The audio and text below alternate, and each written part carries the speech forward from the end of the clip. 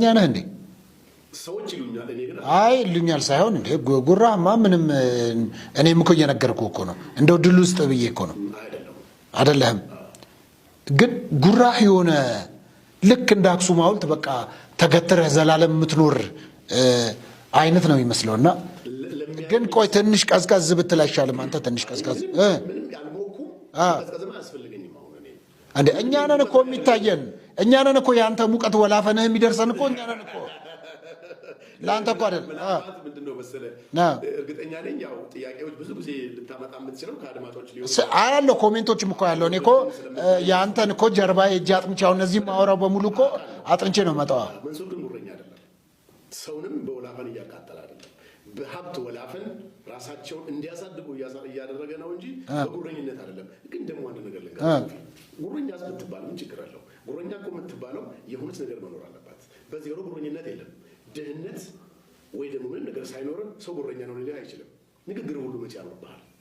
ስለዚህ ጉረኝነት ራሱ የሚመጣው የሆነ ነገር መኖር አለበት። ይኑርህና ሰው ጉረኛ ነው ይበል ሰው ምንም ችግር የለውም። እኔ በዛ ስለማመን ነው። ተናደሃል? አልተናደድኩም። እርግጠኛ ነህ? በፍጹም እንትንህ የተናደደ ነው። ተፈጥሮኝ ነው። ይሄ ተፈጥሮኝ ነው። ግን አይ ተናደህ እንትን እያልክ ነው። ተናድጄማ ቢሆን ኖሮ መልስ ልመልስልህ አልችልም። ሮንግ መልስ ነበር የምሰጥህ።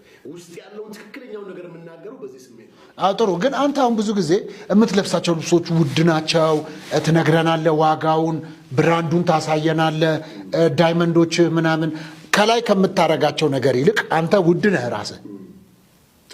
አንተን ያደረካቸው ነገሮች አይደሉም ውድ የሚያደርጉህና ሌሎች ሰዎች በእንደዛ አይነት እንዳይረዱህ እንድታስረዳይ ስለምፈልግ ምናልባት የተጻፈውን ስላየሁኝ ኮሜንት አይቻለሁ እና ሪሊ በእንደዛ አይነት በኩል የተረዱን ሰዎች ምንድን ነው የምትለው?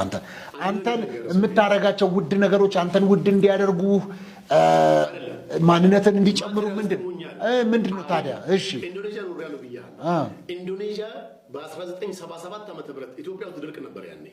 በቲንክ 77 ረጅም ጊዜ አስታውሳለህ እንዴ? አይ ድርቅ እንዴ ምን ታሪክ ተማሪ እኮ ነኝ ማለት ካወቅ ድርቤ ልመጣ ፈልጌ ነው። እዛ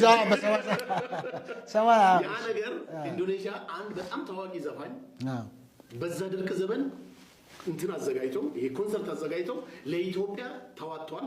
በትምህርት ቤት ተዋጥቶላቸዋል። ኢትዮጵያ ነኝ አም ፍሮም ኢትዮጵያ ስላቸው አይ ሂር ኢትዮጵያን ፑር ፒፕል ምናምን ይሉሃል። ያቺ የ77 ዓመቱ በኔ ዕድሜ ያሉትን ነው የምነግርህ። በኔ ዕድሜ ያሉት በዛ ደረጃ ትምህርት ቤት እያሉ በ77 እያንዳንዱ አሁን ለምሳሌ የኢትዮጵያ ትምህርት ሚኒስቴር አለ አይደለ? የኢትዮጵያ ትምህርት ሚኒስቴር የሆነ ሀገር ላይ ድርቅ ሲደርስ